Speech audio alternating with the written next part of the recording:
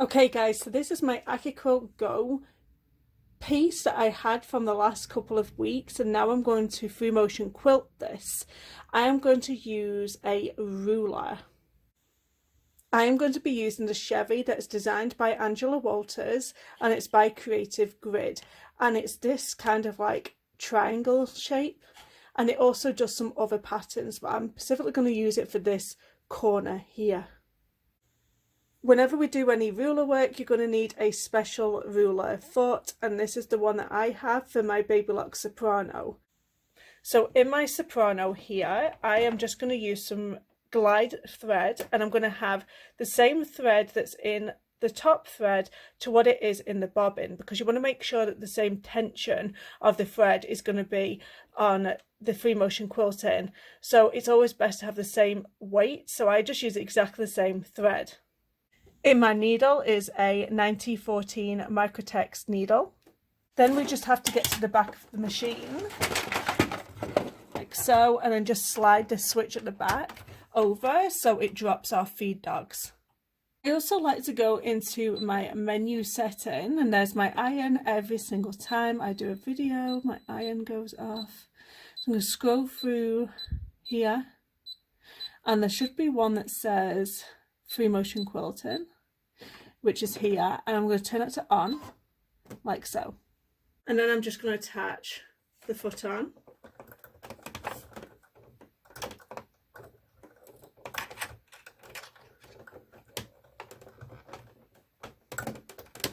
There we go, and just screw it on, and just make sure that you tighten it up. If you do want your foot to go higher or lower, there is a setting to make this raise up. The whole purpose of this foot is so it leans nicely against the ruler, because you don't want it to go over this ruler. You want it to glide nicely next to it. Now I'm just going to think of a design that I want to do, and I'm just going to get started with it.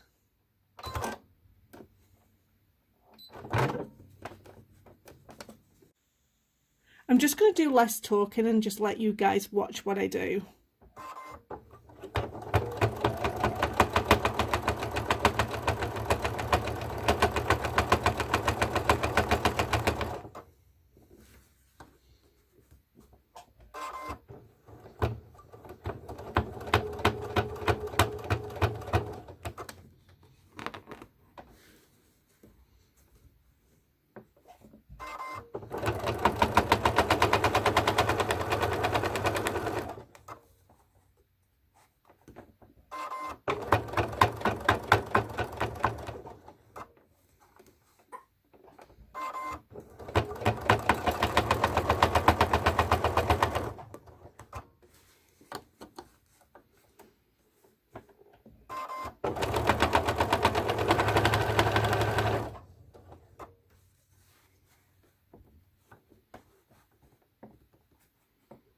So I like to just line this line right up the centre.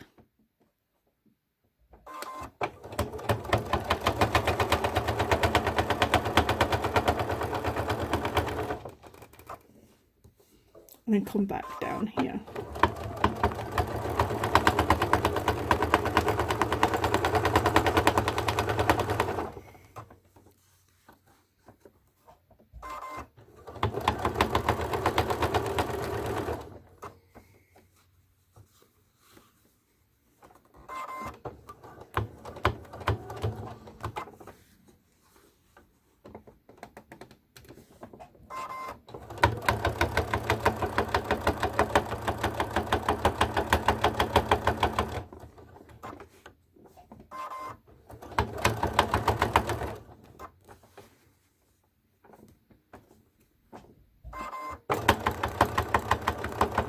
And all I'm doing with my ruler is I'm pushing it up to the side of this foot.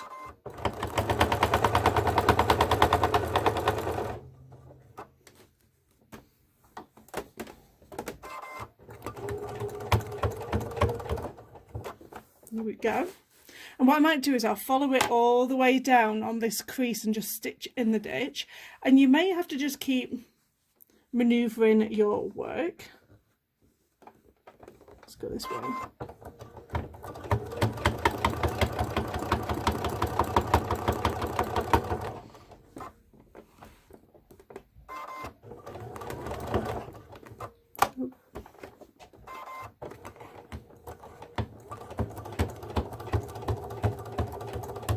There we go. I'm pretty much going to do the same thing on this next piece. I need to get in a nice little area here. Come on. There we go. And just follow that one down. What I really like doing it on these smaller pieces, so you can get a feel of what it's like using rulers.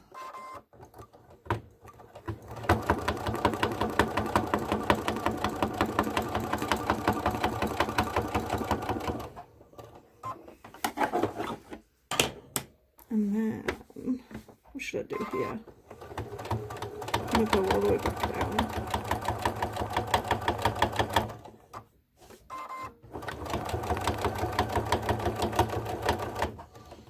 Pretty much making it up as you're watching me, if I'm honest.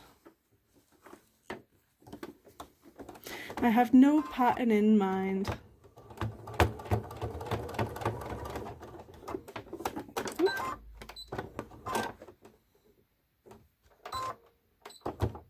Just getting caught on something. Let's go down.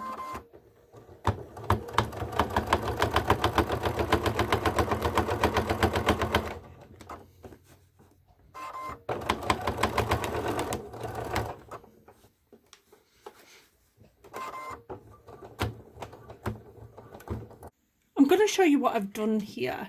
So, and also I had a little bit of problems where the creases were, because like it's a teeny tiny triangles that we did. So where we've joined these like cross sections up is a little bit bulky. And if you can see where it's kind of like jumped off where my ruler is, that was where I was having the problems with trying to jump my needle over this kind of like hump. So that's something that you're gonna have to bear in mind if you do ruler work on these little tiny teeny sections. And another thing that I loved about this particular ruler is the fact that I could line this middle bit here with where I wanted my ruler to go up and down, and then like here again, and I was able just to get my foot in there and go up and down, and then here as well. So can you see how you can, this line right here, that can go right in the corner of your triangles, and that's exactly what I did all the way around here. And even on these triangles here, if you can see, I lined my ruler up into the center here and did my triangle, and did the same thing here and the same thing here. Obviously you can use this as a straight ruler as well as a corner ruler. It's very versatile. I love this ruler. So I'm going to do something similar in here. Might just do the one row, just going inside the middle of this chevron here. But it's great. Ruler work is really simple, and I recommend that you do it on a small piece like this and not go all in on like a great big massive lap quilt. Do it on a really small section just to get a feel of how the rulers work. So I'm just going to finish this off and then you can see what it looks like. So we pretty much did the same thing with this middle section here. So I lined the ruler up to the center of this crease, and then I did my line here and I followed it all the way down, and I moved the piece, and then I moved the ruler again and matched it up to this line here, and then I did my line up and down. So this is kind of how it looks like. I think it looks really pretty. I'll turn it over on the back so you can see it. I think it looks really cool. And don't forget, this is free motion work. It's not going to look like obviously how the long arms do it with the computer, all precise and accurate. I kind of like the way that it looks like it's been done freehand. So thank you for watching my video. Don't forget to subscribe so you see my next video. Thank you for watching. Bye guys.